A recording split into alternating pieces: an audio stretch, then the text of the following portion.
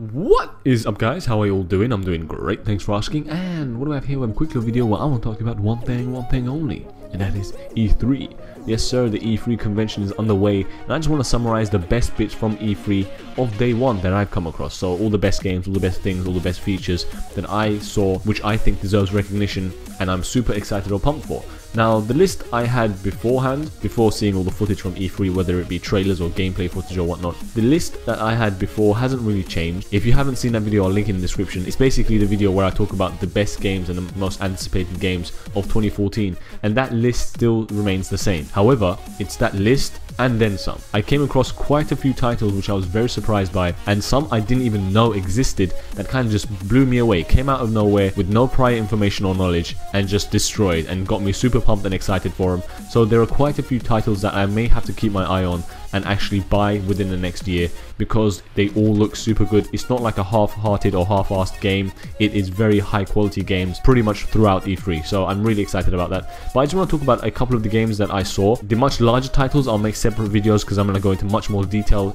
about them. However, this is in no particular order, and starting off the list, the Order 1886. Now this game is something I was pumped for about 8 months ago when I first found out, and now I'm even more excited for it. The information about the game is still extremely sketchy. I mean, it has this mythical, mystical, eerie feel to it. However, we have pretty much no knowledge of what the actual game is about. You get tiny pieces of information here and there, however they're so sporadic and random that they make no sense within a context or a storyline. It's just literally random information, but every time they feed this a little bit more, I fall in love with the game more and more as time goes by, and I think that it's going to be a really good, hard-hitting game, and I can't wait to play it. Next is The Division. Of course, The Division is epic. They made a cinematic trailer for it which made it look even better. I mean, we've seen gameplay of it and that was extremely good, but now added on top of that, you have the cinematics and it just made the game look like 10 times better, and it told you a bit more of the storyline, how there's a personal human connection involved. It's not just run and gun, and I love that. I love games that have some sort of personal touch or a human element to it, and this game definitely does have that. However, I cannot say the same thing about H1Z1. They released a trailer for H1Z1, which is the new zombie apocalypse game, kind of horror survival zombie game whatnot, and it just looked terrible. It was horrible.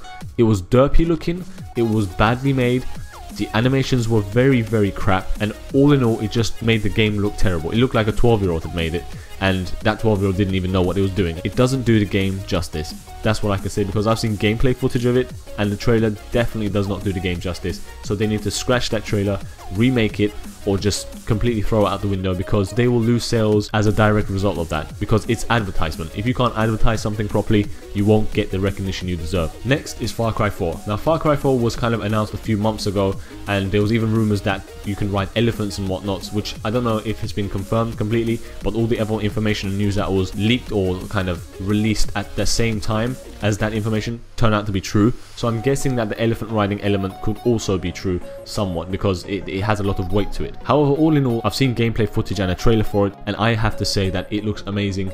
And I didn't think that this was possible, because anybody who's played Far Cry 3 knows that that game was immaculate. It was like Crysis 3 times 10. The fire and the flames, the locations, the settings, the scenery, all of it was graphically beautiful, and I didn't think that they could take it a step further, but they have with Far Cry 4, and the characters are still just as grounded, just as gruesome and gritty, and they really hit hard and they hit home. Just like Vaas in Far Cry 3, the main bad guy in Far Cry 4 is called Pagan Min or something, I'm not sure, and that guy is just as brutal, just as cruel. He is just crazy, and it's a different type of crazy which I love, because they didn't go down the same route. They kind of changed it up because it's a different location and whatnot, and it really works, and I can't wait to get my hands on it. And next we have Rainbow Six Siege. Now this game is one of the games that I was talking about which came out of nowhere. It was just under the radar and it popped up, and I was like, wow, you know what, I might have to get this. Although I'm not entirely sure, I love the concept and I love the idea of stuff like this. For example, tactical shooters such as SWAT or Rainbow Six and things like that, where there's squad mates and tactical teams and elements like that I love, like breaching and clearing and things like that, and I think it's a great concept. However, Rainbow Six recently hasn't been doing very well. Its original games were brilliant, one of the best games I've played growing up, as well as games like SOCOM and things like that. However, Rainbow Six Siege looks a little bit too arcadey for my liking. It looks like they tried to make the game geared more towards mass media and kind of general gamer to make it more appealing for everyone to buy. I don't know if it really will hold true to the original Rainbow Six feel or the tactical elements that it once had, because everything looked like it was way too fast paced. The animations and things things like that looked a little bit too jagged and not very smooth or realistic, and it looked more arcadey in my opinion. Although some of the features in there I loved, for example breaching through windows and walls and doors and even the ground and the ceiling and things like that, I love that element, and that is awesome. And you can also have one extra person on the outside of the map looking in and sniping people and giving you recon and cover, which is a great element again, which adds to the realism. However, I just need to know more information about the game and see more footage and more trailers and more updates before I can definitely make up my mind about getting it, because it does look good, but knowing Rainbow Six, it could fuck up very easily, so we're just gonna have to wait and see. Next is Dead Island 2. Now Dead Island 2 released a kind of general trailer, there was no gameplay footage in there. However, the trailer was very nicely made, it was actually quite fun and funny, especially in the beginning, although towards the end it got kind of gruesome. But the beginning is just basically a character is plugging in his headphones to his ears and is running down the street, or kind of like a Venice Boulevard or Venice Beach type area, bright and sunny, and people are running around, and he's got his headphones plugged in and he's going for a little jog. And it was kind of like a Dead Rising funny type trailer rather than a Dead Island trailer, so that was a bit confusing, that theme that was running through it, although it was very nice, it was a nice touch. And then the characters kind of run along and there's people being shot and blown up in the background, car crashes, helicopter crashes in the building and things exploding, and he's just jogging along, just blissfully unaware, doesn't know any of this is happening and just carries on about his day. And then he slowly turns into a zombie because he was bitten earlier. Now that transition from a normal life to the zombie apocalypse is so surreal, it's extremely scary. Although it was a very fun and funny trailer, when that happened, the message really got sent out there and it was quite scary and intimidating, especially seeing the transition from a normal guy to a zombie where his flesh starts to rot instantly and bits and pieces are falling off and he's losing organs and whatnot, and it was very disgusting, but they did it very well, so we're gonna have to see some gameplay footage of it. Next is Valiant Hearts. Valiant Hearts is one of the best games I've seen in the last few months, I'd say. I saw the information about this game before E3, quite a few weeks before E3, and I was super excited for it. I love the idea and concept. It's kind of like a sketchy, cartoony way of portraying World War I, and the story followed these normal people that are thrust into this horrible situation. They're not soldiers, they don't want to be there, however they find themselves in that situation where they have to react like a soldier, and then they see the struggle of humanity and things like that, and they follow their story, and it's extremely well done, and it's lovely, and I cannot wait to get it. And next we have Metal Gear Solid 5 The Phantom Pain.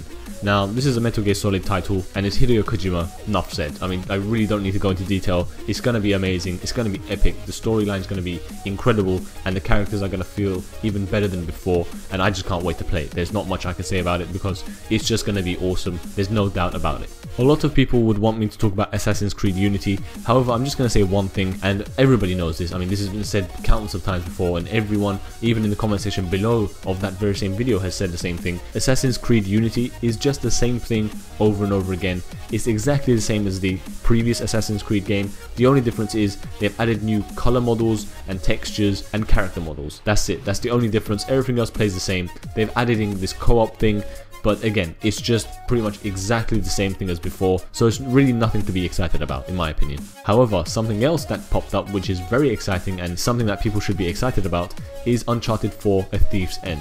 Now they made the reveal trailer for this at E3, and I have to say I'm a huge fan of Uncharted series. Number 4 of the series looks just as good, if not better, than the latest installment, and I just can't wait to play it because Uncharted always had that cool feature about it. I don't know what it was, maybe it was the character and the quirkiness of the main character and how it was portrayed, especially the dialogues between the main characters and how they commentated certain instances and events. Or maybe it's the gunplay and the parkour and the climbing and things like that, which kind of reminds me of an old school Tomb Raider but with a new feel. I don't know what it is exactly, but Uncharted games have always been great. Always. They've always had great features, they always have great flow, so I definitely cannot wait to get Uncharted 4 because it's going to be really good as usual. And last but not least, Destiny. Now Destiny is probably one of the most anticipated games of all time, which I actually forgot to cover in my most anticipated games of 2014 video. However, it is amazing. Now that we've seen gameplay footage of it and got into more detail and more in depth about the game, I can see that it has so many layers and is structured so well, and it has these little intricacies that are very unique, and to me it seems like this is going to be the next World of Warcraft. Remember when World of Warcraft hit the stores and people went apeshit over it?